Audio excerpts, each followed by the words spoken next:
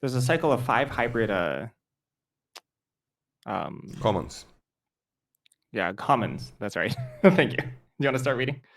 Sure. So 5 hybrid commons, I think they all cost like double mana, so you can put them in any deck, but it's gonna be a lot harder to play them. For example, the Gallant Citizen, it's double hybrid green or white.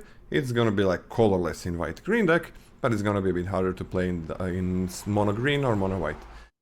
This is just like hybrid green, white, 2 mana, 1/1. When it enters, draw a card. Very, very interesting card for web slinging, because it can allow you to draw multiple cards, something that we had in Bloomburrow, like getting creatures back that draws you a card, like we actually had. It was a Simic hybrid one, right? So same thing applies, but this time it has to be tapped, which is gonna be a lot harder. There's this guy. Every fucking day he walks here, and I'm 99% sure that he needs medical attention. Because he's extremely loud, fighting with himself, very, very vocal, always has different things to say, and I've never seen him not say something through the whole way he's walking through the street. And I've never seen anybody with him, but he's like super passionate. And he's not talking on the phone. So, but I would be afraid to approach him and say that, because I don't know. Because he seems very passionate about these things. Anyways, needs to be tapped. Well, it's gonna be hard to attack with this. It is gonna be pretty damn hard to attack with this. Crystal Met, yeah, kinda has the vibe, and actually his face kind of looks like it might be Crystal Met. Did you see him? That guy? No, I saw him. It does look like it could be, but I don't want to jump to. I don't want to jump to conclusions. It could just be a normal guy who is having some kind of mental breakdown. That is lasting for like a couple of months now. That's, I don't know, actually, usually they don't last that long, but who knows, who knows? Why are you laughing, baby?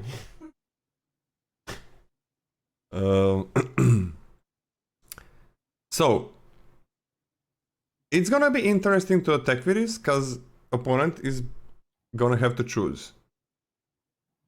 Is this guy who is attacking with a Gallant Citizen, is he attacking because he wants to get it back in his hand and web sling? Or is he attacking because he has a trick and he's gonna mess me up? Because the cost of attacking with this when you have web slinging is not that high, right? If opponent blocks, you lose this card, that sucks. You lost a real creature, a 1/1, which is the weakest creature you can have, but it's a real creature. 1/1 is a real creature no matter what people think about it. Randomly losing a 1/1 is a big damage to your tempo. But if they don't block, you get another card later. You web sling, get something in for cheaper mana. So it could be interesting. Play some tricks so you can attack, and if opponent doesn't block, you web sling, but if opponent does block, you use a trick. Of course, everybody's gonna block this with their 2-drop, because who the fuck cares that you use the trick to kill a 2-drop? Now come the vehicles. I know I'm talking a lot about this card, but I think it's gonna be kinda important, because you're gonna be seeing a lot of this. Vehicles all of a sudden make this go into your hand when you're web slinging much easier. You gotta tap something else, because I don't think there's a vehicle that crews for 1. Nope. It's all crew 2. Webs... Yeah, it's all crew 2. Web slinging is dependent on creature being tapped. If the opponent doesn't block, it's fucking 1/1 by the way, then you can web sling. If opponent does block, then there is no web slinging. I would say this is a C+ in this set, and I could see it being a little bit higher with the right setup, with some vehicles and good web slinging. Yeah, I'm also on a C+. C plus for me. Gallant Citizen. Lower set, cares about 2 drops drawing cards. Skyward Spider. Skyward Spider is a hybrid blue-white, blue-white, 2 mana total for a creature, human spider hero. It's a 2/2 with ward 2. This creature has flying as long as it's modified. Okay, yeah, so modifying seems to be like themed around blue and white. Web slinging more themed around Selesnya. Put a counter on it. Yeah, that's nice. That's pretty good. Ward 2 is actually pretty annoying to remove. It's very annoying. Yeah. This is also really good for tricks. Yep. So solid, solid, and specifically if you're in blue-white, it's kind of hard for other decks to take this as their 2-drop. So I think you can reasonably reliably get this as a 2-drop. And funnily enough, kind of weirdly, that kind of makes me want to take it a little later. I think this is just a solid C. Yeah, if you're blue-white, then this is, I think, a C+. But if you're not, then this is not a 2-drop a lot of times. Double white in a non-white blue deck, double blue in a non-white blue deck is not easy. Not easy to cast. Depends how often you're gonna be white-blue. Because I kind of don't care about this if I'm not white-blue. I'm gonna give it a C as well. Because this hybrid mana, like... If this was like a white and a colorless, it would get a C plus for me. Because you just put it in any white deck, you play it on turn 2. This one actually hurts that it's hybrid. Because you really don't want to play it in late game. Scotty, why did we change... why are the cards randomly changing? Like, that last one had like Spider-Man on the left. Oh, that's my fault. I typed in the wrong card. I looked up the wrong card to bring it up. Skill issue on my part. That's my fault. Next up, we have a Mogul Lookout. It's a colorless and a blue-black. Oh yeah, there is some cards that are only one. It's a 0/3 when this creature enters, target creature you control connives. This is really cool that we have like target creature you control connives. That's pretty damn cool.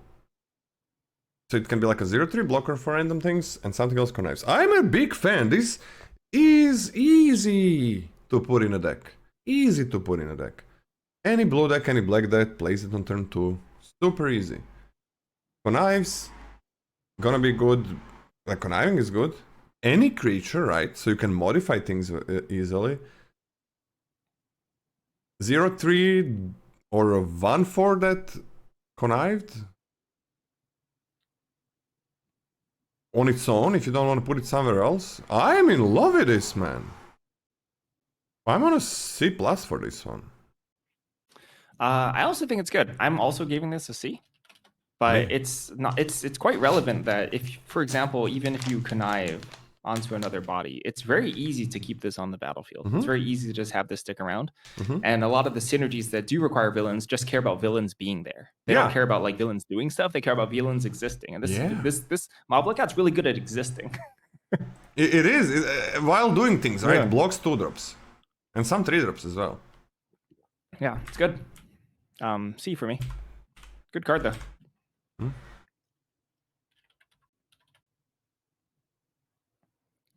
All right, let's talk about Knife Trick. Knife Trick is a hybrid Rakdos, which is 1 mana total for a sorcery. As an additional cost to cast a spell, discard a card or pay 2. Knife Trick deals 3 damage to a target creature. As an enabler, right? As an enabler, this is cheap. However, there's a couple hidden hoops that you have to jump through. First of all, you need to have like the Mayhem card in your hand that you're happy to discard to get this for the 1 mana card.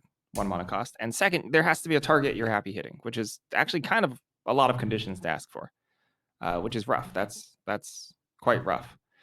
Paying 3 mana for this, very bad. That's horrible.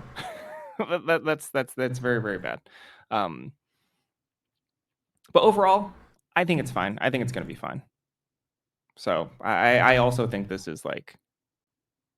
Actually, I think this is a C minus. I think this is C minus. But if you have like a high surplus of Mayhem cards where the fact that you're even okay killing like a subpar target just to like Mayhem something out, then it'll feel pretty good. But C minus for me.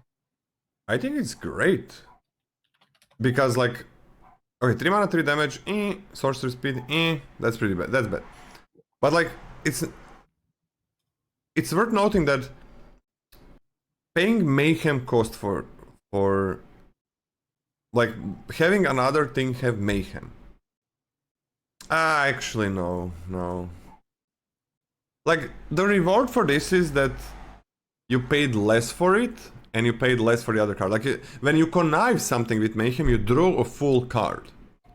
You don't pay just pay less. You draw a full card. But it is a nice mayhem enabler in way that you cheat things on board. But I don't think, like, it's such a specific scenario when you're doing that. Like, it's such a specific scenario. It's like, you pay, on turn 3 you gotta kill something, right, with this. And then you gotta have the other card in your hand and pay 2 for like a 4-3 or some shit. I think this is not good. I'm on a D+. Yeah, this I think I would always wanna connive or something like that, ramage. I don't think this is the effect that I'm looking for. Because with those, it's less of a time constraint, right? If you do this in late game, it's like, oh great, I paid less when I have like 6 mana anyways, and I didn't get an extra card, and I guess I killed something. Sure, that's fine, but whatever. So like, when this matters to be cast for 1 mana, I don't think it's gonna do that much.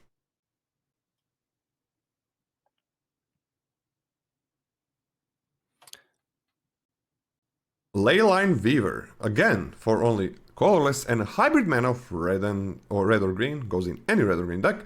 It's a 2/2 with reach. Oh wait, you can tap it to add red or green? What? Oh wait, whenever you cast a spell with mana value 4 or greater, untap this creature. Spell is anything? Any spell? So basically, you can play it in any green or red deck. No constraints, it's colorless and that. It's also a spider, it's a 2/2 reach. It can tap for spider weaving, and it can untap when you cast something with 4 or greater. This is too much.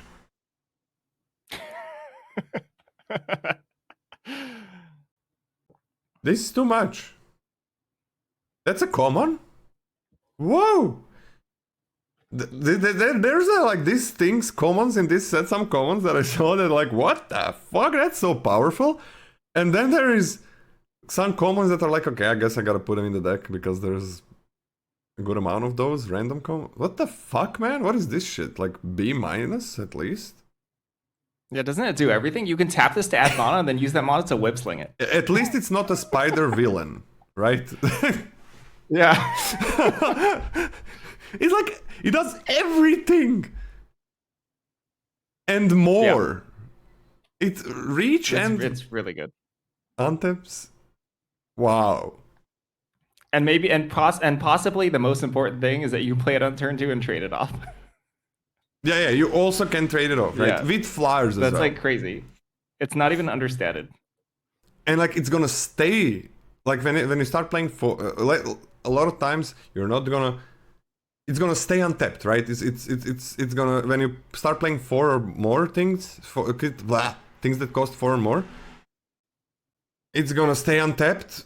It maybe ramps you again, or attacks or blocks. What the fuck? Is it a B? It's weird because they usually make hybrid cards intentionally weaker because they fit into more decks, and this card is like the best card we've seen. Yeah, like, why is this not? I'm not mad. I like strong cards, especially in Gruul colors, because a lot of times Gruul colors are kind of not that great, because a lot of times they're not great at aggro, and basically never they're good at late game. So that happens a lot. Like, and then it's like, so I'm okay. But this is like not Gruul. So if this is like any green or red, like if this would be double hybrid mana, like this is where I would expect that they put double hybrid. So it's like, if you want to play this really fucking amazing 2-drop, you're gonna have to be Gruul. You're gonna have to be Gruul. But you don't have to be Gruul. What do you give it? Is this a B? I give it a B-. You can give it a B. I think it's pretty dang good. Okay, let's start with a B minus, but this fucked. This first pickable. I believe that was all the commons. Now we're going to uncommons. And to be said again, there are only 5 supported 2-color pairs. All the allied colors are supported. And it looks to me, if I'm not mistaken, there are 3 multicolored cards. Is that right? 3 multicolored cards per allied color pair? One is hybrid. So there is like 1 hybrid uncommon. Sure. And yeah, 2 one is hybrid. Yeah, you're right. Yeah. Yeah. By the way, when you web sling, whatever you want to say, it says you also return a tapped creature. That's in the cost, right? Yep. Okay. As it would be crazy if this guy untapped before it goes back. Okay, wow. That was crazy. The highest grade the common got is like a B, but maybe that's a B. Yeah. Maybe that last card yeah, is crazy. Crazy. Maybe a B. Kumonosu, the Watchful. It's 3 white, blue. For a 4/4, legendary artifact creature, spider hero. That's a 4/4 with vigilance. When this enters, put a +1/+1 counter on target creature. Whenever a modified creature you control deals combat damage to a player, draw a card. The equivalent is Spider piloted by Penny. Okay, so this can be a 5/5 with vigilance when it enters. At its worst, you draw a card whenever it connects. That's at its worst. It's pretty decent. But it's pretty reasonable to be able to draw a card as soon as this comes into play. The +1/+1 counter changes how combat works. Your opponent doesn't really, or most likely doesn't expect the additional +1/+1 counter when they're accounting for combat. Even if you draw a single card off this, pretty dang good. I think this card is very nice. This is a very, very, very nice card. We literally had one in Edge of Eternities, kind of sort of similar to this. It doesn't continue to snowball, but honestly, that first turn is way more important, and this has more stats in the first turn. So I think this card, is better. And vigilance. But this is nice. I'm taking this at a B-, and in color, I think this is like a B. By the way, whenever a modified creature, it's not 1 or more. The other one was 1 or more, right? I don't remember. Yeah. I think it's better than the other card. It's also easier to cast. What do you give it? B- in color is a B for me. I'm on a B-. This is super splashable. These cards that are multicolored but splashable, I give them like usually B- grading. This is super splashable. And yeah, it's a 4/4 vigilance as well, so that's like a meaningful body for what it does. And at its worst, it is a freaking 5/5 with vigilance. That when it connects, draws a card. So yeah, I'm in love with this.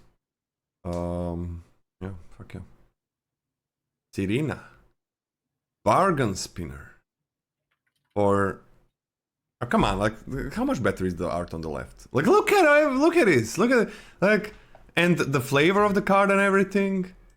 Like it feels like, I don't know if this is a hot take, but it feels like these Spider-Man cards. A lot of them are like randomly have some abilities, and they just put all the spiders and shit in and the villains. But then when they moved them to the arena or MTG Online, which was supposed to be like, oh shit, oh that's gonna be crappy, they make sense. Like Serena Bargain Spinner for 3 and hybrid blue white, so 4 mana in total. It's a 3/2 with flying on your turn, and it does make sense that when it enters, it searches your library for an aura or equipment card. And then you reveal it, put it in your hand and shuffle. Like it super makes sense on how the card looks and feels. So yeah, this is good. This is very good. So aura, there's a common aura in blue that makes a creature a 1/1 defender. Like if you're gonna draw this with that, that's crazy good. I just don't know how good that card is, but it is crazy good if you do that. Goes in any white or blue deck. Has flying on your turn, so it can also kill the opponent. Yeah, I'm gonna B-, just because I don't think there is a lot of auras and equipment that you're interested in. But I can see playing multiples of these, or one, and then putting 2 in my deck. Yeah, C+, C+ for me. It's pretty good. I really do want to be able to fetch something, though, which it's not always going to be the case. I just gotta say goodbye to my girlfriend. You can read the next one because she's going away. Okie dokie. Margot on the case. 1 white, blue, 3 mana total for a legendary creature, human detective hero. That's a 1/1 with double strike. Margot can't be blocked. Spider-Man is Wraith, vicious vigilante. I mean, that's kind of annoying, but that's pretty decent. This holds counters extremely well. Threatening. It's just a solid 3-drop. And how high in demand are 3-drops? Usually you don't you're usually not like scrambling to pick up additional 3-drops. But it's pretty powerful. It's pretty dang powerful. It's a pretty dang powerful 3-drop when you do get it going. Any sort of buff, any sort of equipment, any sort of +1/+1 counters, very, very strong. So I think this is a C+. In colors, like a B-. The thing about it is all that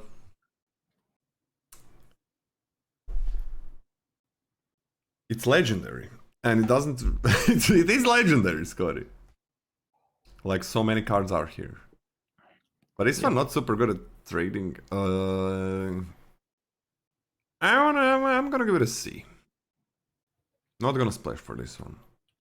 And I would like to give it a C+, or I am okay with a B- in color. It's just like a little bit weird. So remember how we talked about like, oh, in a 4-player draft, you're gonna be seeing less cards that define the archetypes. Yeah, but you're gonna be seeing the same uncommons a lot more. Crazy amount more. So I don't think that you're really gonna be seeing much less of the stuff in this type of draft because there's less cards in Spider-Man. So okay, that's fine. But you gotta be careful with some of these legendaries that you're not really gonna trade. Okay. This one though. You Tarl? know what time it is? It's smashing time. Yeah, you got it. You got it. Lola's up to date with pop culture. No, Everyone it's clap for Morbin him. time. I actually didn't even make a joke at first. I didn't know. Okay, it's Morbin time. Wait, what is that even? Is that how they do it in the movie or what? Yeah, it's actually in the movie. Have you never seen Morbius? It's a great movie. You should watch it. Morbius? Wait, it's Morbin time. Wait, Morbius. Yeah, they should actually bring it back to theaters. It's so good. Oh, I have not seen it. It's so good. Oh, you're missing out. It's not You're missing good. out, man. It's like it has one of the worst grades that I've ever seen.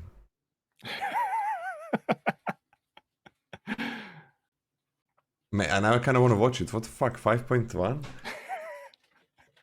It's more. Okay, I can see it. Like it's Morbin time if that's what he says. Anyways, Tyrell, Entropic Hunger or Morbius, whatever. Okay, it's a 4-mana Dimir, 3/1 Flying Vigilance Lifelinker. That's enough, right? Got it? Yeah, what the heck? Like that's enough. Yeah, it's pretty dang good. That's so. If that was the card, that's fucked up how powerful it is. That is fucked up. But when he dies, by the way, it's legendary, so it's kind of nice sometimes that he dies.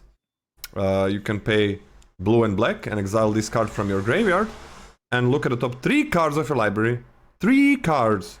Put one of them into your hand, and the rest on the bottom of your library in any order. So you get a really fucking good card when he dies. But you don't need to do that. Like, okay, Scotty, this legendary Dimir guy, 4-mana, 3/1 Flying Vigilance Lifelink. No other text. What's the grade? No other text. C+. Flying Vigilance Lifelink. How the fuck do you raise that? I mean, it's pretty dang good. I mean, it's actually, and they can block with it too. Yeah, you can also block it. Like that's C-. like. So for me, Flying Vigilance Lifelink 3/1 is better than Flying Vigilance 6/1. Because the reason for that is that when it's a 6/1, yes, you win the race faster, but if you're losing the race, then it might be, oh fuck, I can't really attack. But Flying Vigilance Lifelink for 4 mana, that's 3. Basically means you are always going to win the race because it's going to give you a bit of extra time to cover the difference if your opponent was winning the race before that. So Flying Lifelink, Vigilance is just, I don't know why it's there. So Flying Lifelink is like brokenly powerful. And then you also get an extra card. And there's like modified things in this set. Okay, I think Flying Vigilance Lifelink 3-1 would be a B-. But with this text, you know what? I'm just gonna give it a B+. And A- in color. Yeah, I'm on the exact same grades. This card reads weirdly busted. There's like one pigeon. And I mean, come, you got the best out of top 3 cards in your hand after this monster? Fuck off. Carlo, Suave Schemer. 1 blue-black for a legendary creature, human rogue villain. Has menace. Whenever another villain you control enters, Carlo connives. So yeah, when it enters the battlefield, it's not great at attacking or blocking, sure, but there are a decent chunk of villains in the set to the point it's pretty reasonable, I think, to get a couple, like if you don't trade this off, if you're not forced to trade this off, to get a couple connives off. And that's pretty strong. Conniving also does feed into more conniving, considering that you can connive away lands, you can connive away undesirable, like low drops, loot into your larger villains, mayhem stuff, right? Mayhem things like off your cheap villains. You double connive off of mobster, whatever that's called. I forgot. I want to say mob lobster, but that's clearly not the name of the card. Mob lookout. Okay. Mob lookout, yeah. Yeah, pretty solid. I think this is like a C+, B-. Okay, can I interest you in some stats? Sure. I love stats. So, on the common rarity, there is 4 common blue creatures that are villains, and 6 common black creatures that are villains. Sorry, and 2 that are colorless and hybrid, right? So in these colors, a lot of villains. There is 12 commons. So in a normal set, 12 commons is infinite amount. It's everything. It's everything fucking card. In this set, there is less commons. I think there is usually 30% more commons in the other sets. Let me just check on that. So this set has 65 commons. Edge of Eternity says 86, but minus the lands, I guess. So a little bit less than 30% more, like 27-8% more commons in the usual set. For like a certain strategy to work, to be very well supported. What do you think, Scotty? What would you say? How many commons do you need? Across 2 colors, Dimir, whatever. That support the strategy. 6 to 7. Well, it's usually 3 to 4. And I've crunched the numbers. 6 to 7, I would say yes. If I'm guessing you didn't like crunch the numbers over the last set, a lot of sets. I didn't do anything crunching. All right, I don't do that. And that's like the normal answer for a feeling. That's actually good. A lot of people would say 10 or more. It's usually 3, something like 3. 2 is maybe not there. Like 3, 4. That's a ton of support for a certain strategy to work. 3 or 4 commons. And might seem weird to you guys. You can just check the sets where certain strategies work. A lot of times you're gonna see, oh, but there's only 3 or 4 commons that support that strategy, and that's enough. Why the fuck? How do I turn off the WhatsApp? Why is it fucking sending me them? This never happens. Why is it sending me notifications on the phone, on the PC? I don't want these sounds. Anyways, here we have fucking 12, and actually 12 is more like what 16 in a 15 16 in a normal set. It's like 15 16. I just said 3 to 4 is enough. 15 16, that's everything. That's fucking everything. And this number that I'm about to say now is not real, but it's just an interesting fact. There is, across all the uncommons, not the creatures, just the cards. The cards. The number of villains is something like close to 40% of all the... like 35, 40% of all the cards are villains. That's when you go to uncommons. All the cards, but of course there are some red cards and some green cards, so it doesn't really count that way. So basically fucking everything is going to be conniving. That is broken. That's broken. That adds counters, that adds card selection, that works with mayhem. Without mayhem, it's just like this just grows bigger and bigger and bigger. I would say that this card is pretty broken. It also makes you discard some legendaries that you don't need. So I would say this is because of the numbers. 12 common creatures in these colors. There are some in others as well, but in these colors. I would say that this card is a B+ in color, and I'm picking it as highly as a B. I gotta fucking get rid of my WhatsApp sounds. Yeah, you're right. It's pretty sick. I think I'm picking it as a B. Do you want me to read? I guess I'm reading the next one as you're handling your computer or whatever. No, I'm done. I'm done. Riche? But you can read. Oh, you're done? Okay, go for it. Oh, Riche Getaway Accomplice. For 5 and hybrid, blue or black. It's a 4/6 flying villain. Whenever it attacks, other villains you control gain flying until end of turn. That's gonna be a game ender. It's a legendary, like everything is freaking legendary in this set. That's pretty cool, and I think you are gonna have to put like these 6 drops and 5 drops in your deck due to the nature of pick 2 drafts, where you can't just get as many 2 drops in.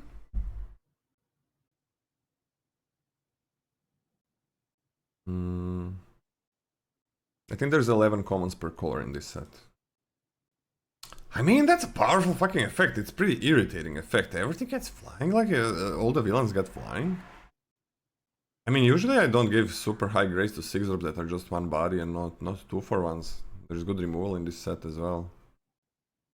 But this one, like, I'm gonna give it a C-. This is gonna be irritating a lot of times. What do you think, Scotty?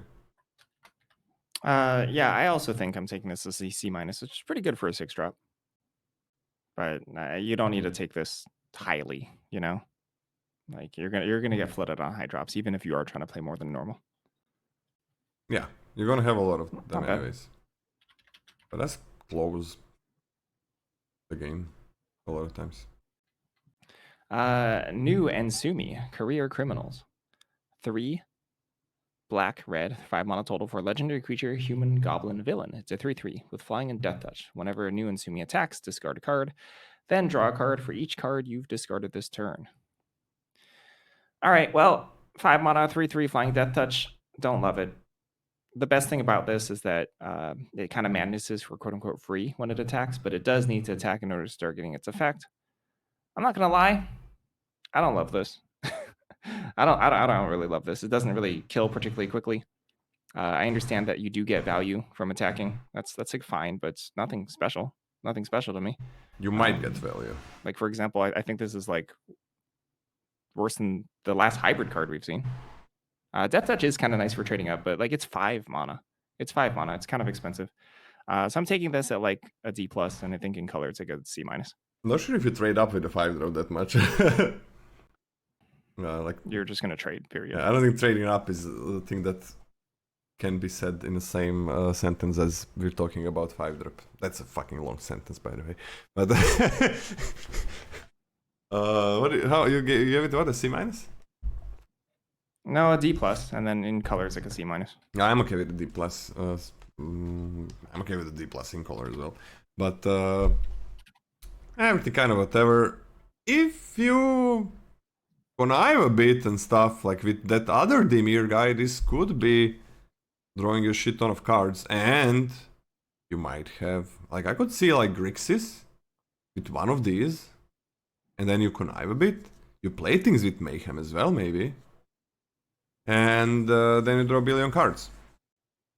That's not bad. Yeah, it does work in tandem with that as an engine. Okay, horrible body, but that's a lot. I'm actually on a C in color. And a C minus how highly... C minus how highly I pick it. I think that... Especially with Mayhem, right? It's like sometimes you play card with Mayhem and then draw a card, but it could be... You draw a ton of cards. And I think this set is gonna be slower, which kind of favors a card like this. Is C too high for you in color? Gosh, this is slow. It's so slow. It's so fucking slow. It's so slow. Okay, C minus in color. It's okay. C minus in color, D plus out of color. It's so slow. It's so slow. It's gonna be amazing if it is a thing that you... I'm gonna try it a lot and see how much it loses me the games, because it is a really fucking cool effect with all the conniving in the set. Give me Orb Weaver! It's a Rakdos 2-drop for black and red. It's a 2-1 with Menace. When it enters, you may discard a card. If you do, put a +1/+1 counter on this guy. And you can also Mayhem it for a single black or red mana. So, works with other Mayhem cards, but also works with Connive cards. I think this is very, very, very nice. By the way, Mayhem this with that other card. Discard this, that this enters. Discard something else. Maybe you have another Mayhem, you enter that, and then you just basically played 2 cards for cheap and drew 2 cards. Interesting. This is a hero? Oh, Scarlet Spider. This doesn't look like a hero, man. Are you saying someone? Are you saying that someone in support of the Rakdos Slaughter Church is not a hero? Is that what you're accusing Kivnio? Maybe. Rakdos heroes? Are you kidding me? Like everybody's hero in their mind, right? I mean, I can understand that, but objectively, Rakdos probably not the hero guild. Hero? Rakdos hero? Are you fucking with me, man? Okay. Can't chain? You can chain, but you cannot chain these guys. I mean, it feels fine. Like, it does work with all of that. So, I'm okay with... super good with Connive, like just one. I'm nice. I'm nice. I'm on a C plus and B minus in color.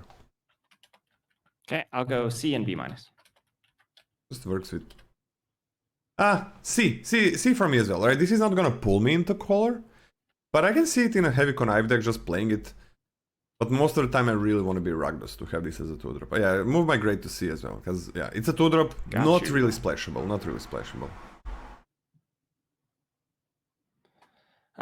Crash, Reckless End Rider, 2 hybrid Rakdos, 3 mana total for legendary creature mutant villain. It's a 2/3. At the beginning of your first main phase, you may discard a card. When you do, target creature can't block this turn. Whenever a creature an opponent controls dies, Crash deals 1 damage to that player. Okay. On its own, the stats are kind of crap. Sort of crap. It's kind of weird, right? The first ability actually like doesn't encourage blocking, and then blocking is what triggers the second ability. So it's kind of a strange marriage of effects here. And overall, well, the second effect is actually pretty powerful, but does that offset the fact it's a 3 mana 2/3? That can do mayhem. That can do mayhem. Yeah, it's okay. I think this card is okay. I'm not in love. I think this is a C- overall. It has like small synergies here and there, but the stats are quite poor. I'm pretty happy with free mayhem. Like helps you attack and does deal this extra damage. I'm gonna see. I'm okay with this one. It's a legendary. Fuck. C-. Sorry, there's so many S cards. It's give me a second for the tier list. Okay, next. We're getting into Gruul cards now. Okay. Oh, Gruul has some interesting cards. Dreadfang, lauded by fans. Where is he? Okay. It's villain with vigilance, with star and 4, and its power is equal to the greatest mana value among permanents you control. So it's a 3/4 at its worst with vigilance. That's pretty good at its worst. Huh? That's pretty good at its worst. Being a 3/4 vigilance. I'm okay with this. Legendary kinda is irritating. I'm gonna see, and in color, probably a B-. But man, there's way too many legendaries. Yeah, I'm kind of on the same grade. It's never going to be much more than just a body, but it's a pretty big body.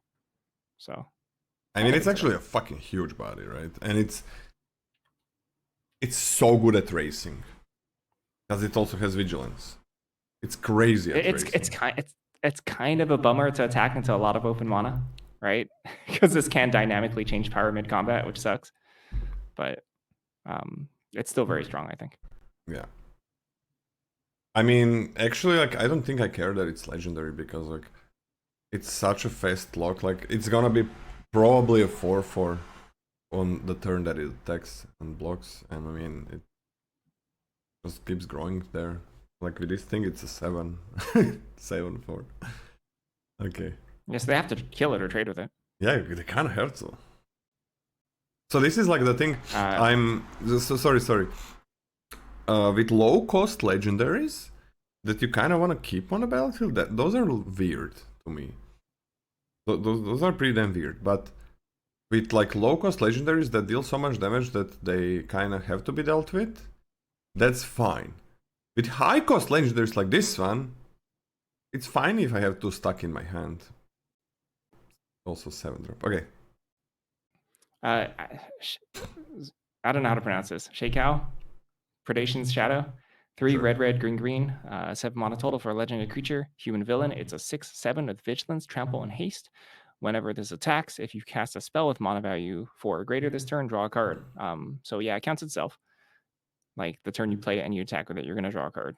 This is kind of a lot for 7 mana, but it is 7 mana and difficult to cast, so not splashable. Is this worth the 7 mana when you cast it? Yeah, probably. It's going to be pretty dang good. It just depends on how highly you want to take a 7-drop and how many of them you can actually have in this set. I'm still giving this kind of a knock, given how expensive it is. But it has to connect. I think it's still pretty solid. So for me, this is like also a C and a B- in color. Yeah, hard to splash. So very, very hard to splash. But in Gruul, what's in color? B-? B-, yeah, in color. I'm okay with a B- in color. But I'm not sure if this puts me in the colors, so I'm gonna be on a C. But yeah, I mean, it's big, it has trample, it has vigilance, it has haste. Probably draws your card right away, because you cast this. This is a spell with 4 mana or greater. Yeah, I'm okay. I'm okay with this. Kinda sucks when it doesn't connect. Oh, this one is weird, dude. Rhino Rampage. Rhino's Rampage. So, it's a hybrid red or green. Very easy to cast. Sorcery, target creature control gets +1/+0 until end of turn. It fights target creature an opponent controls. When excess damage is dealt to the creature an opponent controls this way, destroy up to 1 target non-creature artifact with mana value 3 or less. Not many things to destroy, I would say. Oh, wait a second, fuck. The vehicles just became... Oh my god. If this kills something and a vehicle. Holy. Or Schmerbeagle.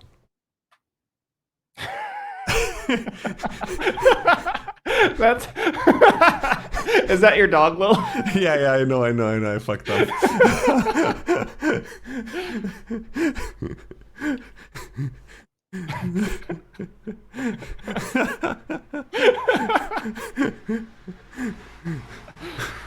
It's so similar. It sounds so similar. Okay, if you're gonna get a vehicle or something, like this is so good in a sideboard. So we give it a sideboard grade. This is just like Rex games in sideboard. But if this is gonna be a fight spell, it's gonna fucking suck. It's gonna suck. It sucks. +1, +0, nothing. Fight, horrible. Horrible. I don't think there's enough artifacts. I'm gonna go D-, like one of the worst cards in the set. And if everybody's playing freaking artifacts and vehicles, okay, the grade gets changed. I don't think everybody's gonna be playing it. And yeah, sideboard grade X, beautiful in a sideboard. You kill basically anything, and if you kill a vehicle with it or the ramp thing, it's crazy. No. Fight spells are not only 1 mana. No, that's not only for a fight spell. No. That is not only 1 mana. That is way. Mana doesn't matter. I mean, I guess if it was 0, I would kind of like it. It's so hard to find a fucking good fight target. It is so hard. Yeah, like the bite spells where the creature deals damage without fighting is always is good but dangerous because opponent can respond to it. This is the same, but also your creature needs to have toughness higher than the opponent's power, and its power same or higher than the opponent's toughness. And your creature is going to be dealt damage even if the opponent doesn't respond. You're not going to be able to attack. There's just so many things need to go right with this, and then it also horrible. But if you're killing something else, then it's great. But I don't know if you're going to be really doing it. Scotty, come on. I mean, Prey Pawn sucks. I'm still giving this a D, but it's bad. Like fight is so much worse than fight. Yeah, fight is the worst. I Like, mean, there's a reason why WotC literally just chooses not to design fight spells anymore. Exactly. Because they suck. Yeah, they suck. They're so bad. No matter the set. Actually, I'm shocked that this fights, to be honest. Well, I don't know why it fights, but I do think it would be too broken as a bite spell, but you know, switch the numbers. No, something. Of course it would be too broken as a bite spell. But I mean, if this put a +1/+1 counter on your creature, or if it gave it a +1/+1, I think it will be amazing card. Amazing card. Incredibly powerful. So +1/+1 counter without this +1/+0 garbage. This is like a B. Or a B-. B, probably B. Right, Scotty? I mean, like it's really to illustrate that point. When you're developing with your opponent, it really, like, excluding color differences in power toughness. When you're developing next to your opponent in a game of normal limited, your creatures are generally equally sized because you know 4 drops worth 4 mana, 4 drops worth 4 mana, etc. And then if it's a fight spell, you literally have no chance to cast it for profit. None. You just can't cast it. It's so bad. But then if even if it gives, forget the counter, even if it gives +1/+1 temporarily, you can then get a huge tempo advantage over your opponent in a double spell turn very easily, very easily. Yep. Because the creatures are going to be similar-ish size in those developing stages, and then you probably just can take that tempo advantage to win the game. Yep. But the difference is colossal. It's massive. Yep. So +1/+0, one of the worst cards in the set. +1/+1 or a +1/+1 counter, one of the best cards in the set. That's the difference.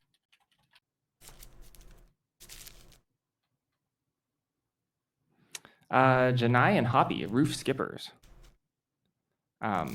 This is green-white, 2 mana total for legendary creature, spider, human hero. It's a 2/2. During your turn, Janai and Hobby has flying. When this leaves the battlefield, create a 1/1 green and white human citizen creature token. I mean, this is an incredibly strong 2-drop Yeah. if you're in these colors.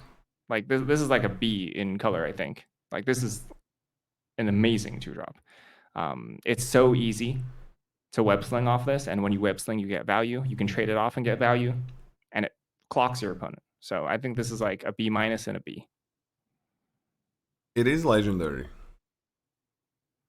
Man, Hoppy, come on, that's the best. That's the best name for like a jumping spider or whatever it is. Hoppy. Hey, if they didn't name it Hoppy, how would you know it flies? Huh? It's got to be named Hoppy. It jumps. Why would the Hoppy fly? Because it jumps. I jump as well, and I'm not flying. You're flying for that turn. If the turn is that cycle is like a couple seconds. If your turn's only a couple seconds, you're flying during your turn. All right. Well, you're a native English speaker, so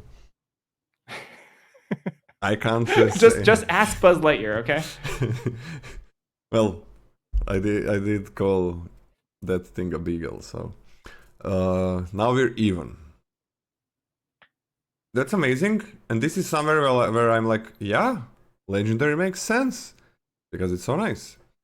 That being said, 2-drop legendary, a little bit of a problem. So I'm gonna give it a C+ and B- in color. I would like. Okay. Okay. I mean, yeah, the having 2 of these is trouble. It is trouble. It fucks up your curve, and it's not like you wanna be playing that on turn 4, 5, 6, 7 or something. It does fuck things up. I like these legendaries that the opponents want to kill. Alesos and Pras, Acrobats for 3. And wait. The other one is die, right? The other one is not when this card leaves the battlefield. It was leaves. The last one was leave? What? The Janai and Hoppy? Yeah. That's leave? It's leave. That's what I said. Yes, it was leave. Oh my god. Wait. You web sling and then it gets value. Can you move my grade to B- for that card? And what did you say that you wanted for in color grade, like a B? In color, I wanted a B. That's like the best shit ever for that's so good for that's so fucking good for web slinging, man. Yeah, okay, that's fucking amazing. That's actually incredible. That's incredible. Okay, Alesos and Pras, Acrobats. For 3 and a green and a white, it's a 4/4. Whenever you cast a creature spell, put a +1/+1 on counter target creature you control, it gains flying until end of turn. Whoa! Whoa, when I read this, I somehow missed this gains flying, and you can enweb it for 1 and black, 1 and green and white. Wait a second. On any creature, right? This one as well? Wait, this is kind of fucked. If you can enweb it. Flying? It is if it's a 5-drop, it's considerably worse because it's a freaking 5 mana 4/4 when it enters, that's it. And webbing does count as casting a creature spell, yes. Man, this is crazy. But it's also not crazy if it's a 5-drop. Okay, I'm gonna C+. Man, flying? I think C+ and in color, I'm okay with a B. Okay. I'm kind of actually okay with a B. But I am a lot more concerned about the fail case here. Because like, you know, if you're behind, a 4/4 is like pretty crap. If you're ahead, it crushes the game completely. And if you're on the defensive, it's pretty crap. Yeah, it's really bad. Although that being said, Oh. like even if you're behind and you can't block for that one turn, like adding counters onto your stuff after developing additional creatures is actually a pretty good way to catch up.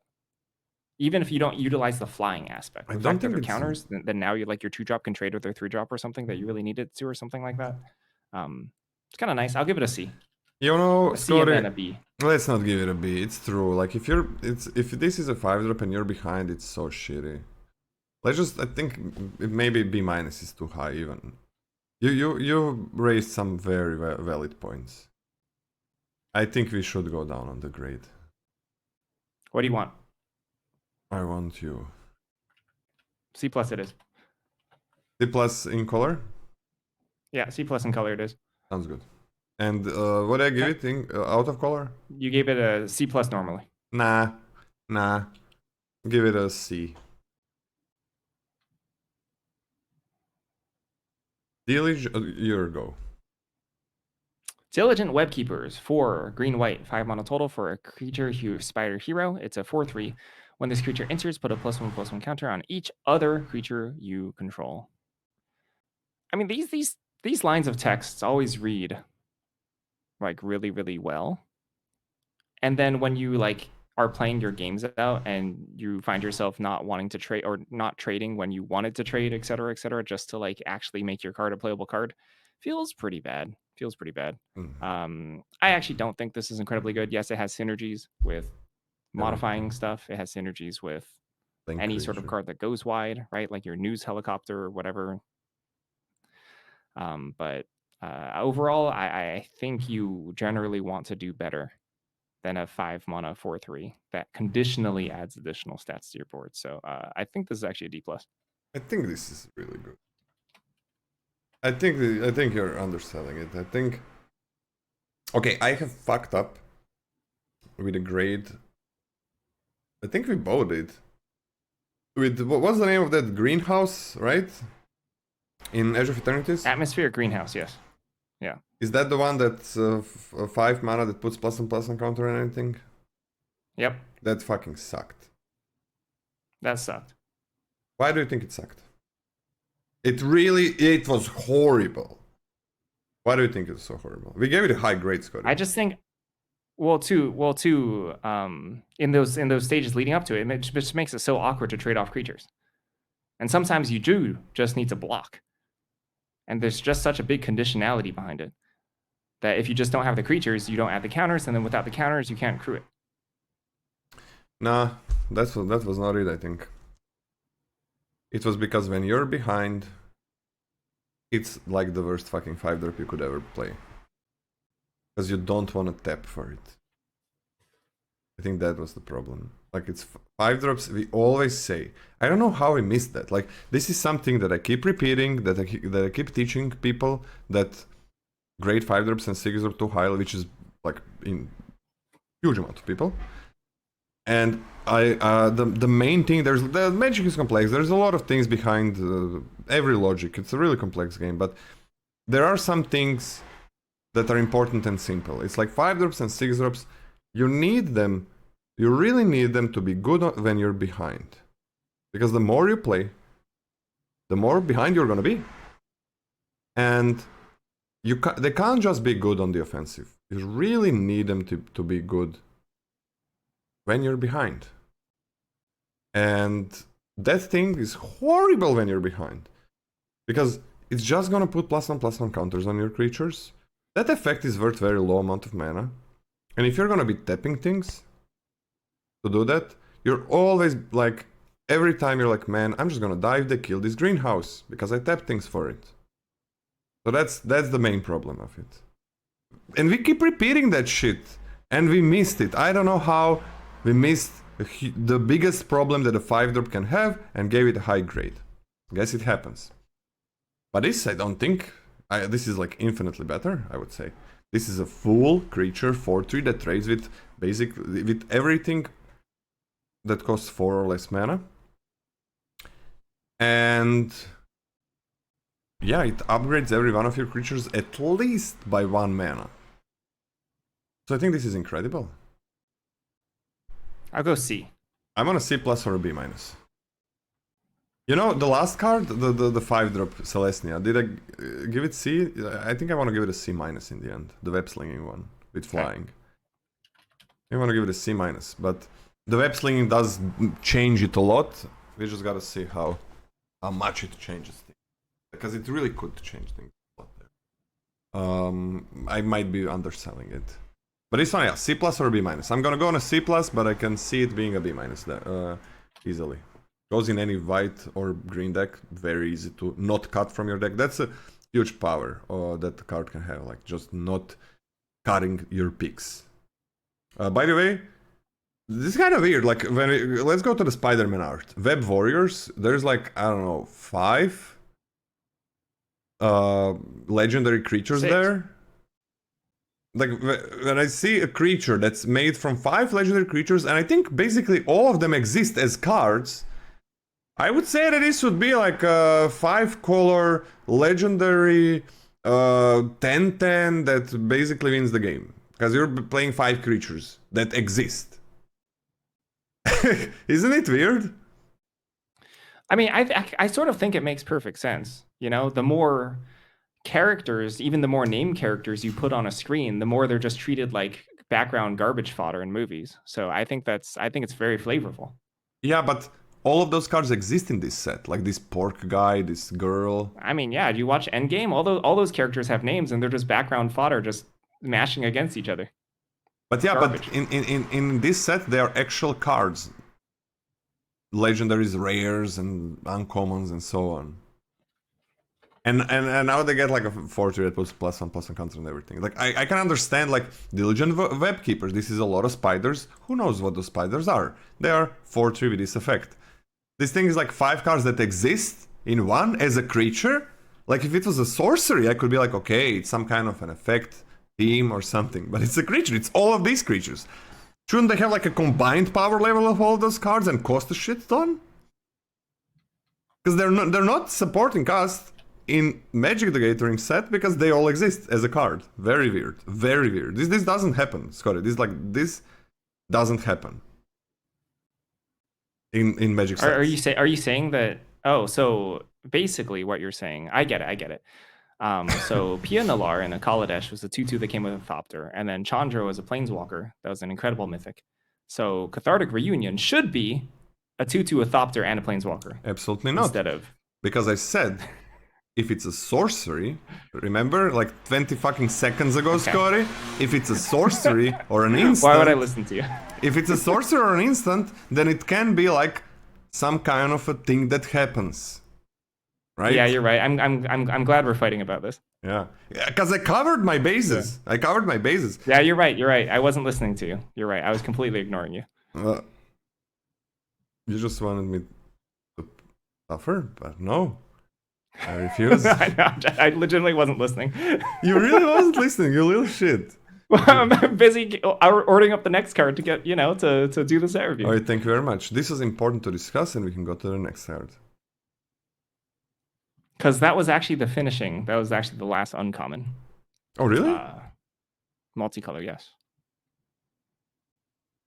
And And we're on to the rares. rares. I think it's you. So once again, just to reiterate, we said this at the beginning of multicolor, but there are only 5 multicolor combinations supported, all the allied colors. So there are no enemy color multicolor cards. Just to note when we're going to the draft format. This is Angler Shield, 2 white blue, 4 mana for an artifact equipment. When this equipment enters, attach it to target creature you control. Equipped creature gets +2/+2 and has, whenever this creature deals combat damage to a player, draw a card for each modified creature you control. Equip 2. Okay, dang. Yeah. This one equips immediately. Yeah. And you pass it around for 2 mana. Yeah. So you're probably going to draw a card, if not more, when this connects. Yeah. And this will connect on the turn 4, like assuming you have any semblance of a curve. It's even a 2-drop, it becomes a 4/4. It's probably the best if it doesn't connect.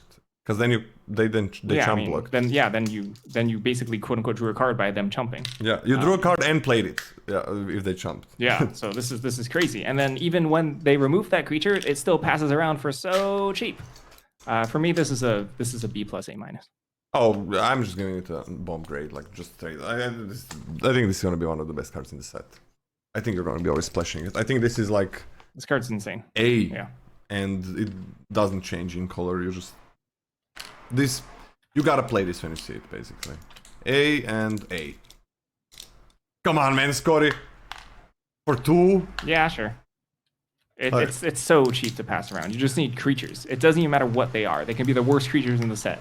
And you play 3 of the worst creatures in your set, your opponent feels good, then you play this, and then all of a sudden they're losing. Yep. And you're drawing like a lot of cards, by the way. You're drawing fucking cards. God forbid if you have multiple modified creatures. Fuck off. One of the best cards in the set. MacD and Itla. Sky Snarers. For 1 and a white or blue, so 2 mana. It's a 2/2 flyer. Artifacts and creatures your opponent control enter tapped. What? Wait a second. It goes in any white deck, goes in any blue deck. Their creatures cannot block. And it's a flyer. It stays alive without dying. It can also be web-slinged. Okay, the opponent's creatures can also be web-slinged. I don't know if that's good. Sometimes it's gonna be... Sometimes this is gonna do really cool things for the opponent. Yeah, this is amazing, I think. 2/2 flyer is already good. I'm on a B-. I'm on a straight up B. Big fan. Although you're right. Imagine they play a Gallant Citizen after you play this, and then they start web slinging off of it. Pretty miserable. Yeah. But I mean, I still think it's amazing. I think this card's really good. The thing is, if you're not winning the race, this effect doesn't matter that much. Yeah. That's the thing. And then it's just a 2/2. Cabero, Mind Bitten. 2 blue, black. 4 mana total for a legendary creature, Spider, Human Hero. It's a 4/4. You may have this enter as a copy of any creature in a graveyard, except it has the same name. And he's a 4/4 Spider, Human Hero, in addition to its other types. When you do, exile that card. Okay, so if you have an empty graveyard, this is still a 4 mana 4/4. Is that good? No, it's pretty bad, actually. It's quite poor. 4 mana 4/4 that's harder to cast or harder to put in your deck than normal is not good. But this can like clone something from your graveyard to get ETB effects, like keyword stats. It's fine. I wouldn't go out of my way. Like, to me, if I open this and I see this in a pack, I'm not like, oh, I really want to be blue-black, you know? But if I'm already in blue-black, it's like, yeah, this is fine. Probably C+ in color, and I'm probably taking this at a C-. These cards are kind of deceptively very powerful. Like, making something a 4/4. This is not the same as the battle, the Dimir battle that we've had, remember? Remember the Dimir battle? Invasion of Amonkhet, yes. The flip side, yes, actually. But that was like already gives you card advantage. Like, you draw a card in opponent, discarded a card. Was that when you played? Yes. So that's like huge value already. But I just want to be like that. You gained a 4/4 from that had any effect from any card in the graveyard. That was so fucking powerful.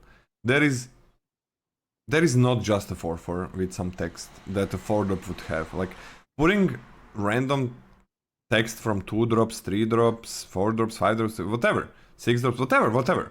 Putting text on a 4/4 usually makes it crazy powerful. Because a lot of creatures are designed to not be 4/4s with that kind of text. So I think in color it's a B-. I think you're right. Or a C+. It's fine. You choose C+ or B-. It's you. I think B-. It's the floor is not even that low. It's like pretty low, but it's not like that low. Actually, it doesn't mill you. Anything with a good keyword. But the thing is, not much mill. It doesn't mill you. So I mean, I'm okay with the C+. Or just kill your opponent's thing. You know, kill your opponent's pigeon or whatever. That's true. Okay, yeah, B- is fine. But I'm not taking it super highly. Like, probably a C. What's the deal with 2 different versions of the card? Wizards doesn't have rights for Spider-Man for MTG Online and MTG Arena. So the left card is always going to be for MTG Arena and MTG Online. And the right card is for paper. The right card is Spider-Man set. The left card is Enter the Omen Paths. Through the Omen Paths. It's the same exact cards, except art and name. And I kind of prefer the online versions. Skunks! The Augmenter. Man, that's a name. It's a legendary symbiote spider hero. It's a 2/4. Whenever this creature deals combat damage to a player, look at that many cards from the top of your library, put one of them into your hand and the rest on your graveyard. For 2 and hybrid black blue mana. Exile this card from your graveyard, put a +1/+1 counter on target creature control. It gains this card's abilities, activate only a sorcery. Okay, that's really good. That's a very powerful ability. Like, they fucking like 2/4 is a lot of stats for this ability. Like they gotta not attack. They gotta not attack. And then when this dies, you're super fine because now in the late game something else is gonna have draw you like good cards. Like draw you. Yo, it's not a maze, so it if you put it on something big, opponent you can mill yourself, but it's gonna be so hard because that means you're dealing a shit ton of damage to your opponent. I like this a lot. It goes in any of these decks. I'm gonna be. Yeah, solid B. Honestly, the dreams of connecting with it initially aren't super high, but the effect Yeah. from the graveyard is incredibly strong. But they are gonna have to be very afraid of removal, right? Yep. Because you just don't want this to. I mean, like, think about it. Like, a lot of times these effects are on like 1/3s. Yeah. That like draw you a single card, and this is just so much better than that. Yep. Actually, I'm giving this a B+. B+ for me. Okay, I can see that. You can also discard it in these colors and put it in something else. Yeah, crazy. All right, we're on to Rakdos cards. We're on Desecrax. Desecrax. Desecrax is the name I named my villain when I was like 3. I mean, it kind of makes sense because the name is what. How does Carnage sound for a villain? Like, That's true. Yeah. the first thing I thought about when I saw this Carnage, now I remembered when I saw in the comic books, when I saw the Carnage in the comic book, that was the best thing out of everything. It was so like it had all of these like weird things and spiky things around it, sharp things. It killed. It was like so strong and powerful and cool. It like I was always like, how can this ever lose? It's the best. It's the most powerful and coolest thing ever. So Desecrax kind of makes sense. Okay, yeah. Desecraxing for 4 mana. It's a 4/3 with trample. When this enters, return target creature card with mana value 3 or less from graveyard to the battlefield. It gains this creature attacks each combat Fable, and when this creature deals combat damage to a player, sacrifice it. And you can mayhem it for black-red, 2 mana. The mayhem is pretty dang nice. If you don't have a creature, like for example, if you're trying to mayhem it early and you don't have a creature in your bin, this card sucks. It's just a 4 mana 4/3 trample, which is If you don't make kind of poopy. right? Sorry, yeah, if you don't mayhem, it's kind of poopy. So there are a couple hoops to jump through here. The hoop of getting value off its mayhem, the value of getting the creature back. Unlike normal cards that we've seen like this, the creature does stick around that you bring back from the graveyard. It just has to attack every turn. It doesn't get sacrificed at end of combat, right? It gets sacrificed when it deals combat damage to the player. When it deals combat damage to a player, though, I guess it will probably. They'll just let it through for the most part. So for the most part, can get some damage in, which is nice. I think this card's fine. I think this card's fine. I think overall it adds up to be like just a totally fine thing. I think in colored's like a B-, and I think I'm taking this as a C-. Yeah. I don't think it's Man, Carnage was supposed to be like super powerful. Why are they fucking up with my kid self? Man,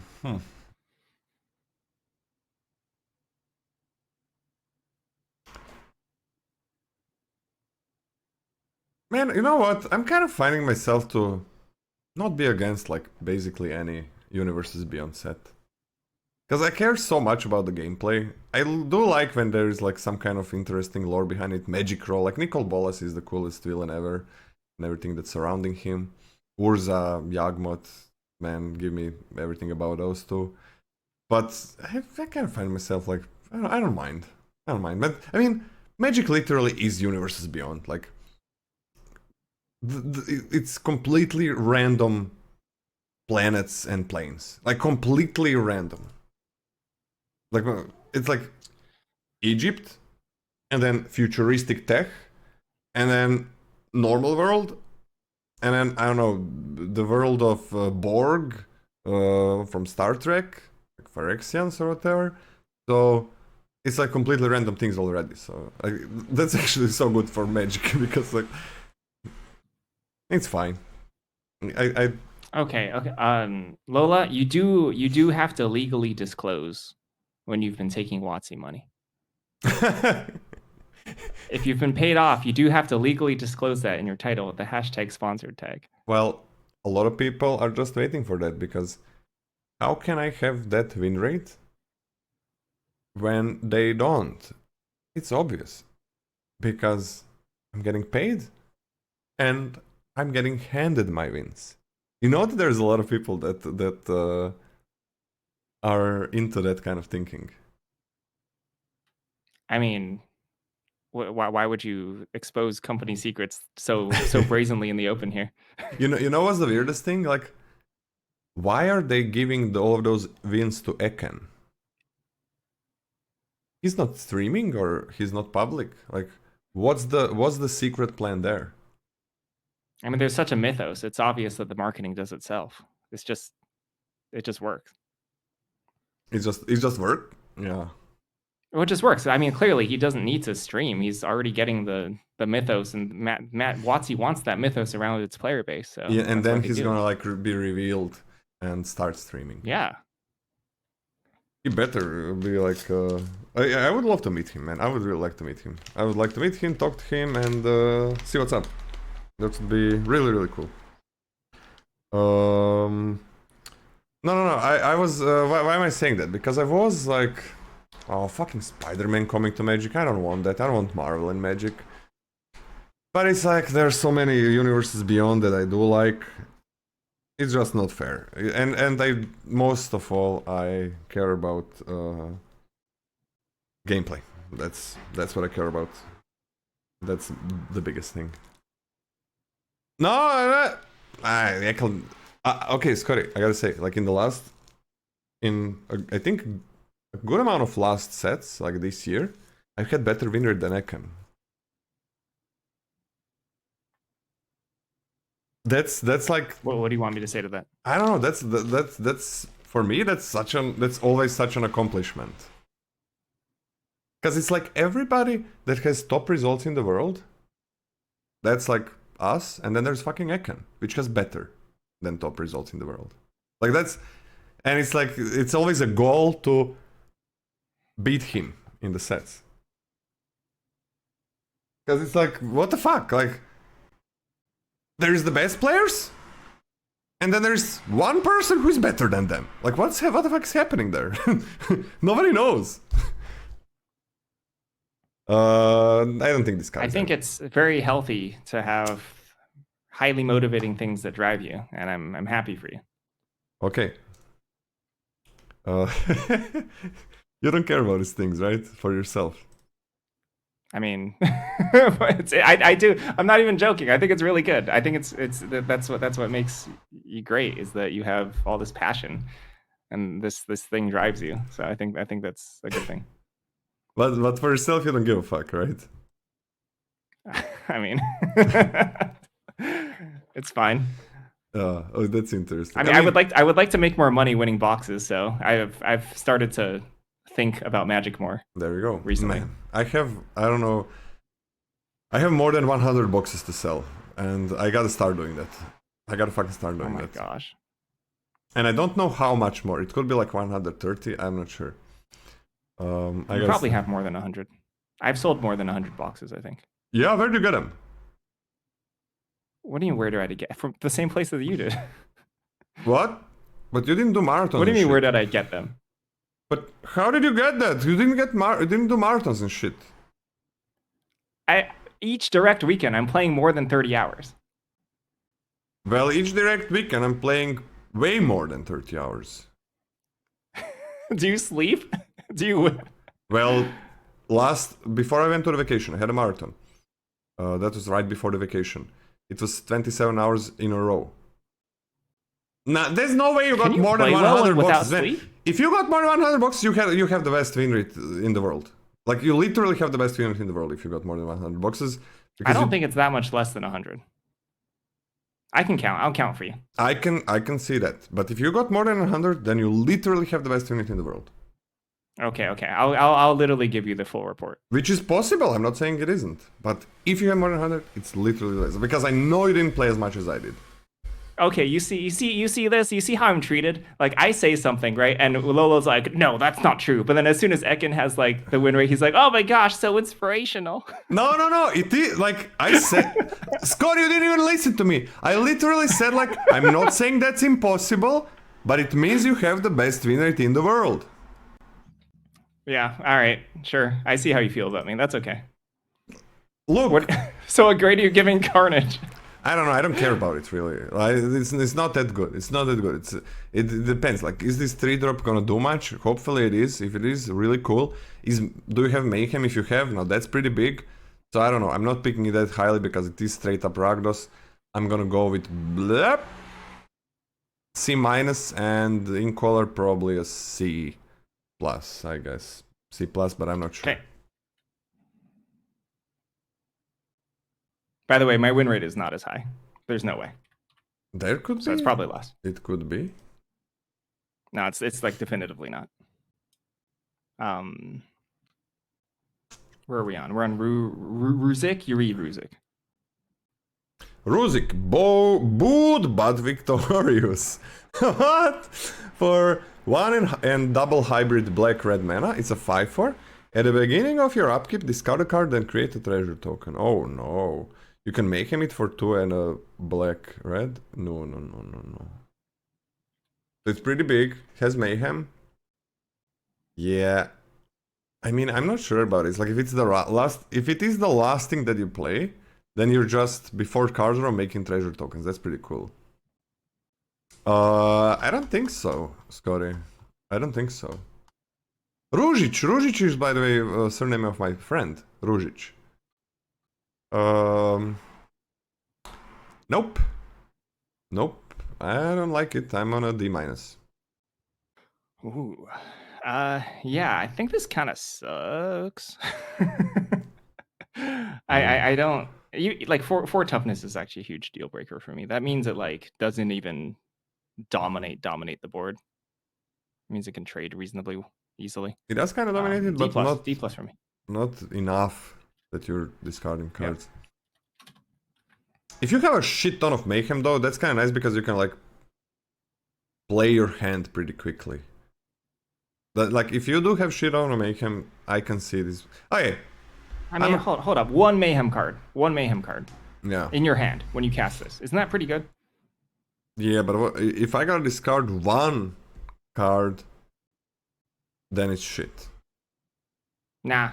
C plus. I'm in. Really? I was thinking about moving literally 1 mayhem card in your hand. And that's it. Only 1 mayhem card. Yeah, literally only 1 mayhem card in your hand. You get a cheaper cast on that 1 card on your upkeep. You get the treasure token. You can develop your hand a little bit more. Then you discard 1 card, and at that point you've attacked for 10. Yeah, okay, I understand that, but at that point, it's kind of late game. On turn 5. Yeah, I mean, come on. I'm not sure that it's gonna be turn 5, and it is kind of late game. And okay, D plus.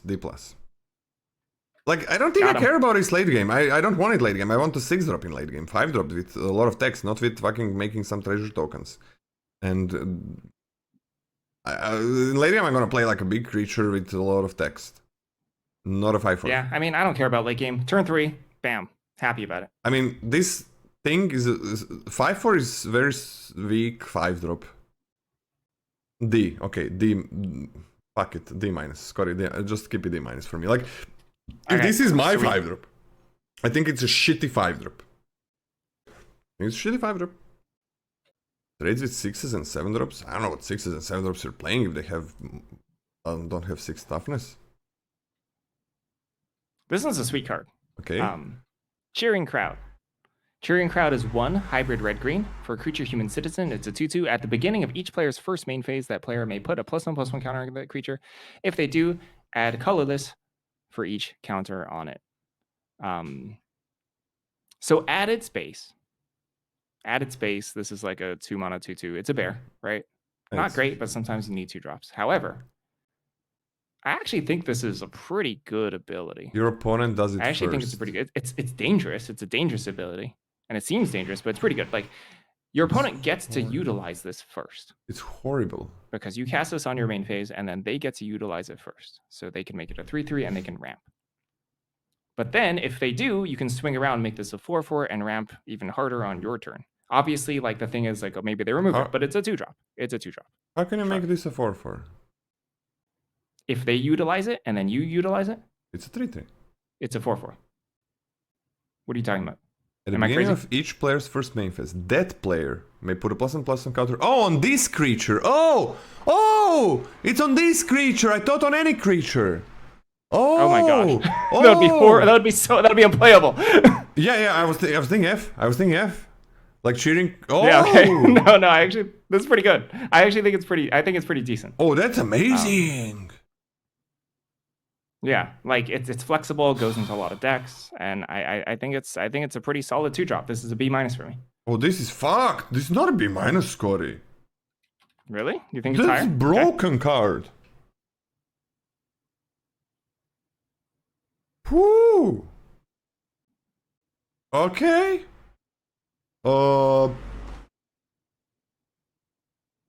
I'm gonna read the card. Yeah. Oh my god. I'm gonna B. Broken card. I'm gonna B. Or B plus. Like you're ramping as well. They can ramp, but they're making a creature bigger. Okay, B. At least a B. Can see it being a B plus, but at least a B. Okay. Man, I read this card a few times and I never saw this creature. What's the next one? Oh, sorry, I was changing up a command. My bad. Boris, the Spider Rider.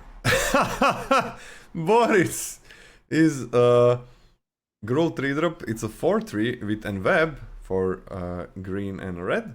Has trample. If Boris was cast using Enweb, he enters with X +1/+1 counters on him, where X is the mana value of the returned creature. So 3 mana 4/3 trample is really fucking good. And you have a choice of enwebbing this to make it freaking huge. Huge! And get the creature back. Yeah, I mean, on its base, it's great. The enweb just, for me, makes it a B. It can be so big. I like this, but I'm on a B-. In color, B? Oh, yeah, okay. B- in color B. Okay, that makes sense. B- B in color, yeah. Next. Oops. Sorry, I'm typoing.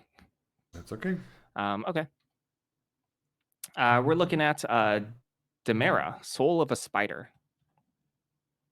1 and a hybrid Selesnya, so 2 mana total for a legendary creature. Human performer, that's a 2/2. Whenever a spider you control enters, draw a card. This ability triggers only once each turn. Yeah, so there's a lot of spiders. There's a hefty amount of spiders. Let me look up exactly how many spiders there are. Rarity common. So there's not actually like a ton of common spiders, are there? There looks like to be 1 exactly in white, 2 in green, spider manifestation, and then a colorless card. So not nearly as much as villains for this color combination, but you can obviously play this, and there's a little bit more in red. What do you mean? Like, there is spiders. Well, like, sure, there's more in red, but specifically in white-green, but you can play this in other colors as well, like red-green, easily. In white-green, there's like So one, there's a lot. 2, 3, 4, 5 commons, 6 with that colorless Yeah. garbage. That's a lot, Scotty. That's a lot. Yeah, there's a lot. There's a lot. That's a shit ton. That's a huge amount of Yeah. commons. The thing that happened with the villains is like fucking everything is a villain. This is a huge amount. That is like, what the fuck is happening? Why is everything a villain? Yeah, I don't know why those everything's a colors. villain. In those colors. Even more uncommons. Yeah, you're going to be able to trigger this pretty consistently. I'm giving Demera a B. I'm gonna be as well. Uh, And also web slinging, right? yes. Aleni, Brood Recruiter. For 2 and a green and a white is a 3/5 with an web for 1 green white. That's 3 mana. Whenever you cast a creature spell, create a 1/1 green and white human citizen creature token. That's pretty good. For 3 and a green and a white, creatures you control get +2/+2 and gain vigilance until end of turn. What the fuck? Okay, 4 mana 3/5, that's nice. And web, nice that it's there. Yeah, that's nice that it's there. And it just keeps making more bodies, and then 5 mana instant speed gives everything +2/+2. 10 mana gives +4/+4, vigilance, let's not forget vigilance. That's wildly powerful. Okay. That is very, very powerful. Wow, okay. I think I'm picking this as a B+ and A- in color. That's exactly where I'm on. Huh. This card's incredible. That's Finishes on its own, creates a body on its, well, literally not on its own, but it's extremely strong, good stats. if you have vehicles, web slinging now destroys everything. Okay, Cronus, Horizon Splicer. 3 white, black, 5 mana for a legendary creature, human, scientist, villain. That's a 4/4. When this enters exile, up to 1 target non-land permanent and up to 1 target non-land permanent card from a graveyard. When it dies, put him on the bottom of his owner's library. If you do, return the exiled cards to their owner's hand. Oh, that's crazy. So you can target something from your graveyard, right? Oh my god. Yes. And then target something on their board. Jesus. So you change, you get card advantage, right? When this dies, obviously. Yeah. The body itself is whatever, but it has an incredible effect of taking something off the battlefield. Yeah. Largest thing. And you could even target both of your own, that's fine. But like board affecting, it doesn't even put it straight back into play, so it's like good for tempo. This card's incredibly good. I also think this is like a B+, B+. I mean, okay, I think this is pretty bomby. So it's like 5 mana 4/4 is really good stats for the effect. So it's a 2/1 when it enters the battlefield, but it's a 2/1 for the board. That's always crazy powerful. That's always crazy. And then when it dies, it's still a 2/1, but not just a 2/1, because it also made opponent lose a lot of mana. Like, let's say we remove just a 4-drop with this. Like, they lost that 4 mana no matter what. This basically cost 1 mana to be a 2/1 all the times. That affects the board. This is crazy. I'm A- in color. Come on, Scotty. Like 2/1 on the board, 2/1 later. Also tempo. Like it's everything. A- in color. Yeah, it wins you. This is something that I also like. I think I repeated a few times. It gives you tempo, and it gives you card advantage. That's how you win in limited. That is literally how you win in limited. It's those two. And it does both. Usually the cards do just one. Either gives you some card draw, but then you kind of miss on affecting the board, or it affects the board. This is both, and it's way undercosted for everything. Stupid. Are you giving this an A out of color too? B+ and A-. Okay. This is strong. Splash. Easy splash. All right.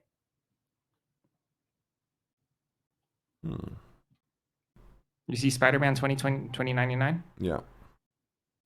Oh, I guess, sorry. That's my fault. Uharis, the Storm Spinner. Blue-red for 2 mana for legendary creature, Spider, Human Hero. It's a 2/3. You can't cast Uharis, the Storm Spinner, during your first, second, or third turns of the game. It has double strike and vigilance.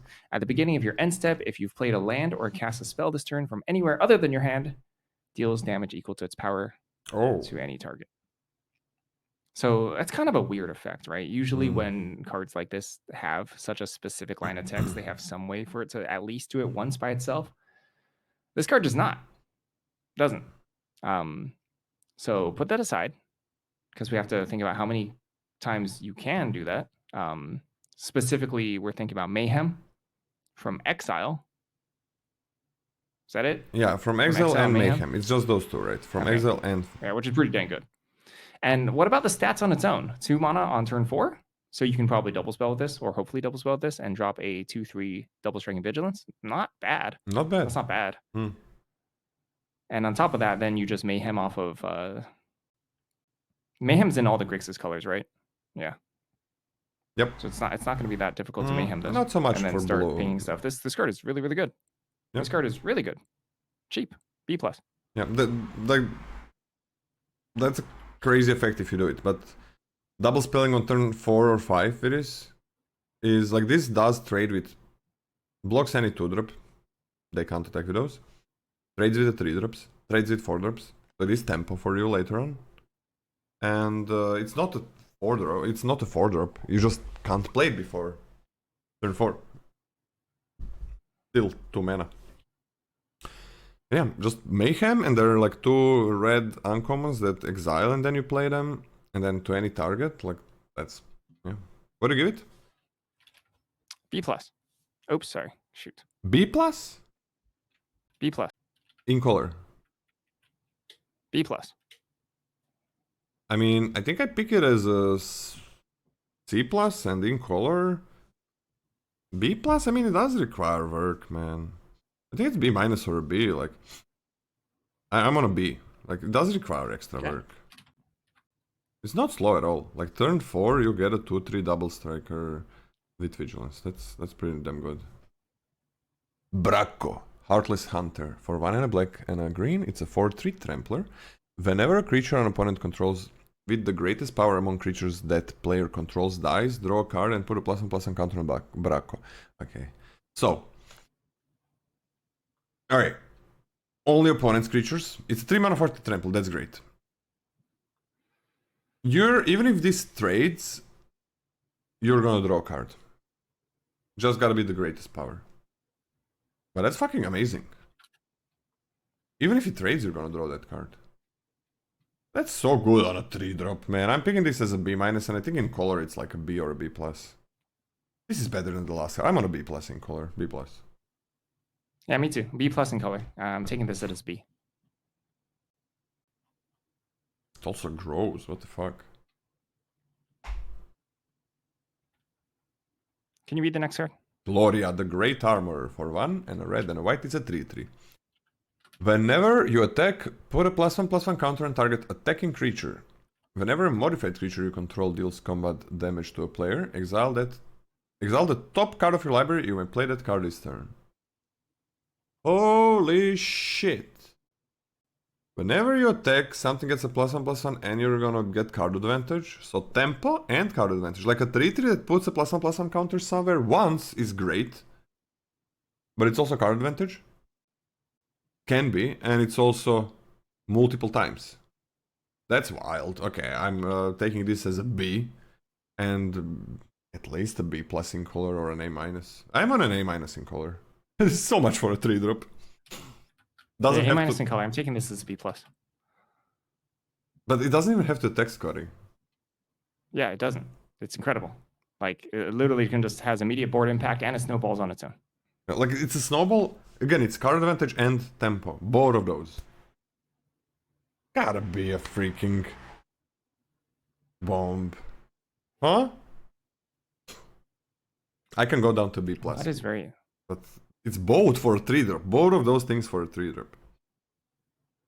That is something very interesting that we didn't... Oh. That we didn't actually touch on. Does that change the grade for you at all? That these aren't supported archetypes? Yeah, that's a red-white! I mean, these past 3 cards have been. Oh, shit! So these are all splashes. I mean, okay, so this depends. Which archetypes that are not allied are gonna be playable? Are gonna be good to play? Are gonna be smart to play? I think that's gonna be the big deal. Which one of those are gonna be smart to play? I think anything green, because it's easy to splash. But it is gonna be like, I think Simic is gonna be good. I have like hot take, whatever it is. Prediction that I really don't know if it's true, but I feel like Simic is gonna be good. But yeah, this is okay. Okay, B plus. Okay, yeah, let's go to B plus and then see if it drops down because it's not a supported archetype. Okay. Especially relevant with this card, I think. Druneth, Reviver of the Hive. Green blue, 2 mana for a legendary creature, human scientist villain. It's a 1/1 with trample. Whenever you cast a creature spell with mana value equal to Druneth's power, copy that spell, except the copy isn't legendary, then put a +1/+1 counter on Druneth. Okay, you need a 1-drop to get this chain rolling, or you need to wait to like add a +1/+1 counter. This is kind of a lot of hoops, and you're also going to be casting this kind of later because you kind of have to sort of splash it. Unless I guess Simic can be the base as you were arguing, and then splash another color. It's fine. But you really need to buff this. But it's a lot to ask for. I think the ceiling is pretty high, but I don't think this card is good in a vacuum. I don't think like it's good at a base, and I don't think you should be taking it particularly highly. So I think I take this at like a D-. Oh, thank you, thank you, thank you. Thank you. Yes, D-. This is horrible. Absolute dog shit. Am I gonna play it? Yes, it's pretty fucking cool. I'm gonna try to make it work. It's horrible, horrible card. It is so hard to do this. So hard. It does feel like it could be good in standard or something. But in limit, it's I mean, so like when hard. it's like 1, 2, 3 is the maximum, right? But so hard to play that 1-drop after this. Okay. Okay, let me switch to mythics. If there are any mythics, there probably are. There are a couple. We're gonna be seeing this a lot. Like, people are gonna be like, man, I gotta do this. And I'm gonna be the one probably. But it is gonna lose us games, guys. Niche, Pinnacle Paria for 5 and a blue and a black. It's a 4/8. Other villains you control get +2/+2. Your maximum hand size is whatever. At the beginning of your end step... Oh, wait, it's 8. Okay, your maximum hand size is 8. Yeah, that's important. At the beginning of your end step, if you have fewer than 8 cards in your hand, draw cards equal to the difference. Okay, we already said, in the mirror, everything is a villain. Everything is a villain. Wow. Okay, man, this is gonna draw you 1 billion cards. Everything is a fucking villain. Scotty, did you hear me? What'd you say? Everything is a villain in this Dimir colors. Sorry, one more time? Everything is a villain, and other villains you control get +2/+2. And then it draws you 1 billion cards on the end step. This is stupid. This is stupid card. This is okay. A plus, A plus. Huh. Yeah, okay. Better or worse than Atraxa, you think? What is that? Atraxa? Ah, Traxa, Yeah. Better. Way fucking easier to cast. Way easier to cast, that's what I'm thinking, yeah. Way easier. Like, you don't have to jump through yeah. any hoops for this. You just cast it. Splash it. Yep. Super easy splash. Very, very good. Doesn't mess up your deck. Atraxa is great, yes, I agree. Atraxa is great, but Atraxa loses games in limited because you're playing it in your deck. It's still great. It's way easier to cast. This is in limited. This is not worse than Atraxa. Also, by the way, this draws more cards than Atraxa, and this has more. so this draws more cards than Atraxa, and this has a more powerful board impact when you play it than Atraxa. Like, sounds weird, but it does. Now, if Atraxa was blue-black, probably Atraxa is better. Well, because I mean, come on. But everything is a villain in these colors. So you play this and you get billion cards and you attack. You just attack, and your opponent is like, oh fuck, they attacked. With our Cocoon Keeper, 5 white, black for 7 mana, legendary creature, human villain. It's a 5/5 vigilance and lifelink. When this enters, you may exchange life totals with target opponent. If you lost life this way, draw that many cards. Cool. This is sweet. This is a more fair 7-drop, in my opinion. It's good though. I do think this is worth the 7 mana, and it's pretty fancy. I like the effect. We haven't really seen a card like this before. So let's talk about situations where it's very bad. You're paying 7 mana for a vigilance lifelink 5/5. It does nothing. which without the other techs is that's pretty bad. That's quite bad. If your life totals are roughly even, for example, let's say you're playing this and gaining 2 and 3 or 3 life, that's bad. That's like pretty bad. That's horrible. It's not a good Magic card. It's not pretty bad. However, it's unplayable. That yeah, let's talk about the flip side. Let's say you're drawing 2 cards, losing 2 life, or drawing 3 cards, losing 3 life. That's decent. That's decent. I think at that point you're starting to get in the territory of worth it. Yeah, Vigilance Lifelink. Yeah, I'm into it.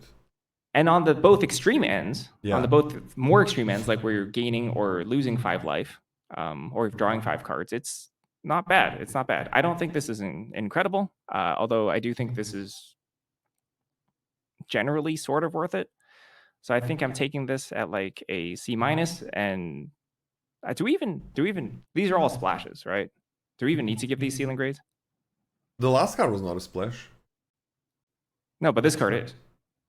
It is true, but you know, it doesn't matter. We give it in color grade. We give it in color grade. But okay, all right, sure.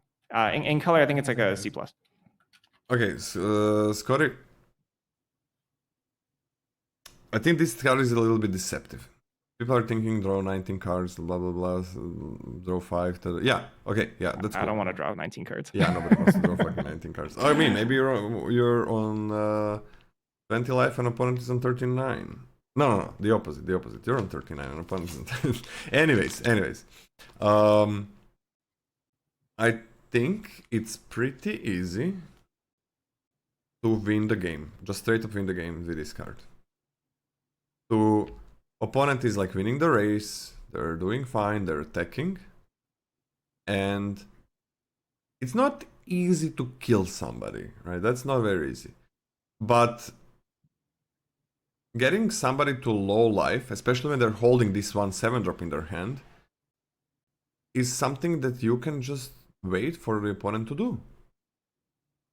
And I don't think it's gonna be uncommon with this card to just play it and make opponent go to 2 or 3 life or 4 and then just kill them that turn. I don't think that's uncommon. What do you think about that? I think that's not a weird thing to engineer. I do think it's uncommon, but will happen a couple times throughout you casting this card. Like if you have a run of 7 games, I think it could happen like 1 game pretty nicely. Do you think that's No, I think it's almost every game. Okay. All right. I think it's actually almost every game because usually when opponent is getting you down, you're like, okay, they can kill me with that. They're taking me this flyer. Okay, they're getting me low. Blah blah blah. I mean, if you're straight up winning, you can just draw a lot of cards and then win like that. So that's cool. If it's parity, then just wait until it's not parity. So I think the biggest advantage of this card is that you have the information that your opponent doesn't. Yep. Right? Yep. And it's not easy to kill somebody right away, right? Or like just kill them. But it is easy to get them down. The way limited games work is like not like, oh, there you go, 20 damage to your face. It's like a little bit of damage here, a little bit of damage there, a little bit here, a little bit there, a little bit there, and you slowly, progressively lower their life total. And when you are on 15 life, like when you're on 10 plus life, especially 15 plus, you don't think about opponent reversing your fucking life total. You're just like, the thought behind basically everybody's head, good players, bad players alike, is opponent has no fucking way of killing me. There is no way they can kill me. So I can do whatever the fuck I want, attack with as many things as I want. And there's also a lot of attacks that happen when there's like this kind of parity and they're starting to get advantage. It's like, okay, if I quote unquote overextend, but it's not really overextending, and attack with like 5 creatures, 4 creatures, it's no problem. I'm not going to die. Why am I not going to die? Because opponent is forced to make bad blocks to survive, right? That's a very common attack that happens in these later game scenarios. You attack, Not because opponent cannot kill you on the swing back, it's because fog doesn't exist in limited anymore, and nobody, even when it exists, it's a horrible card. It's because like, sure, opponent could kill you, but they gotta put a 2/2 on your 5/5. They gotta lose their 4/4. They gotta lose their chump block with their 3/1 or something. So it's like they must make bad trades. And you don't think, oh, but that 2 creatures that survive are gonna kill me. There's no fucking way they can kill me. They need a combination of like 2 tricks and a removal spell. So I think it's not hard to just win with this. I'm just gonna be on a C+, and I would be on a B- in color, I think. Okie dokie.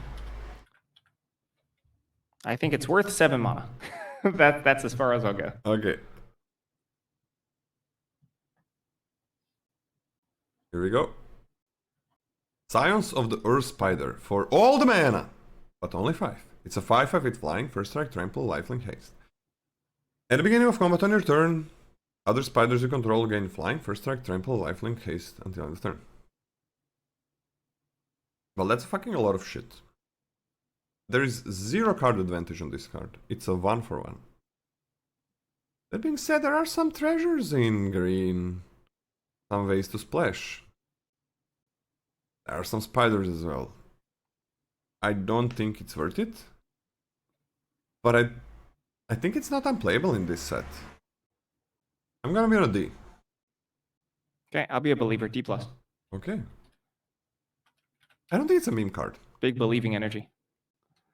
This is That is the... What? Oh, sorry, go ahead. This is waivers. I was going to say that's the last multicolor card. Chromanticore. Chromanticore was better, right? Chromanticore stuck around even if you killed it, which was very nice. Like, yeah, you made something. Like, they would need like 2 removal spells to like have a good attack afterwards, which is kind of sick. Yeah. So yeah, D+. All right. That was the last multicolor card. We are going to move on to white. How is your time, Lola? I can go to up to 5 hours. 5 hours. How many?